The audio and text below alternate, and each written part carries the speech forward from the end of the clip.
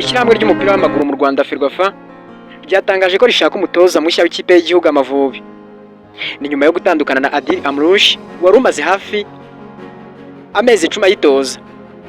Mu gihe cyo kwakira dosiye z'abifuza uwo mwanya, hageze umubare utangaje. Abatoza barenze 700 bose basabye kuhatanira.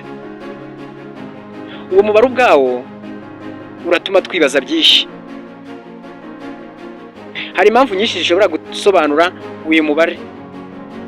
Cyambere, isura y'u Rwanda mu mikino iragenda izamuka. Mu myaka ishize, u Rwanda rwubatse ibikorwa remezo by'imikino birimo stade zigezweho n'imikoranire y'amashyirahamwe mpuzamahanga. Ibi bituma igihugu kiba ahantu hashimishije ku batoza bashaka kubaka izina cyangwa gukomeza urugendo rwabo.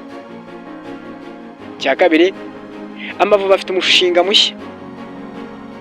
Iyo igihugu gishaka impinduka mu buyobozi bw'ikipe y'igihugu, akenshi biba bisobanuye ko hari icyemezo gishya. Abatoza benshi bashobora kuba babona amahirwe yo kwinjira mu mushinga wo kongera kubaka ikipe ifite impano nyinshi ariko itaragera ku rwego rwo hejuru muri Afurika.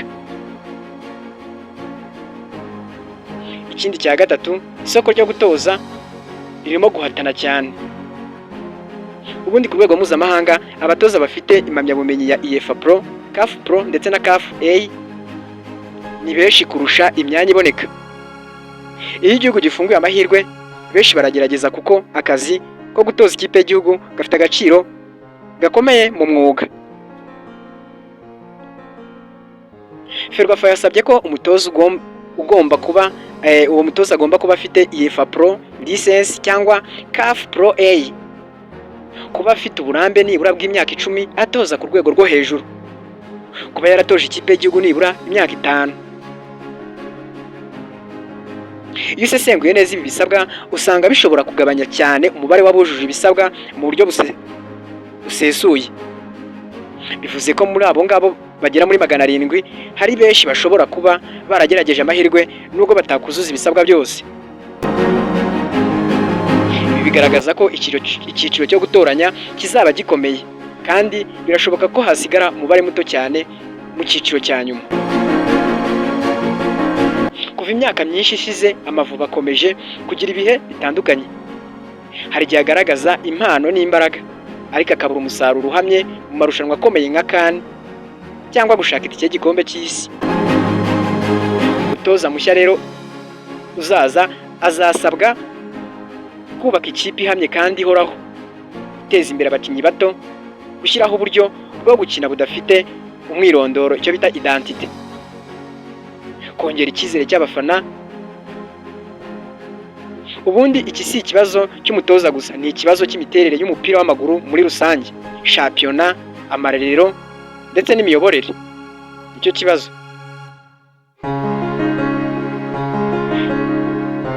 None se umutoza w'umunyamahanga cyangwa n'umunyarwanda bashobora guhitamo? Iki ni ikindi kibazo gikomeye. Hari abatekereza ko umutoza w'umunyamahanga azazana ubunararibonye n'imyumvire mishya.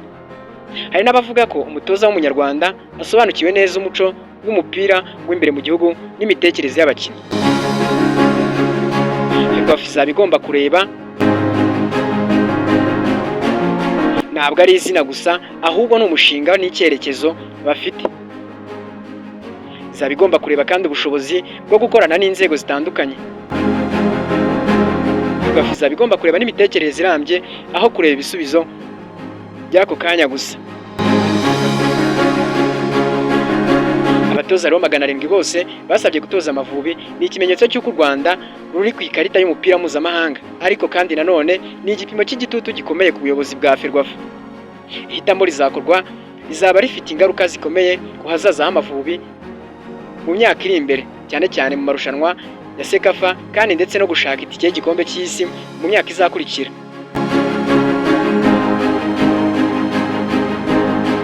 Nubwo abantu benshi rero bazibanda ku mubare cyane ko ari mwinshi, ni benshi barenze 700, ikibazo nyamukuru si uwo mubare. Ikibazo nyamukuru ni ese Amavubi afite umushinga uhamye uzashyigikira umutoza uzatoranywa?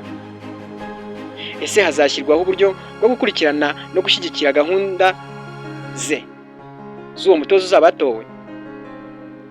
Nimba Amavubi azahabwa ibikoresho, umwanya n'icyizere, Amavubi ashobora gutera intambwe ishimishije.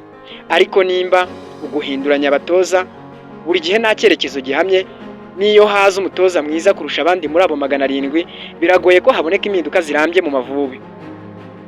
Ariko kandi iminsi iri imbere izerekana nimba iri hitamo rizava mu itangiriro y'igihe gishya mu Mavubi, Abanyarwanda bakongera kumwenyura, cyangwa nimba izaba ari inkuru izahora yibagirana, cyangwa ari kwa kundi Amavubi ahora ababaza Abanyarwanda. Ese wowe urabyumva ute? Urabona Amavubi azabona umutoza mwiza, cyangwa nawe urabona yuko bizakomeza gutya? Duhurire muri comment tuganire, utagenda udakanze like, subscribe niba utarayikora.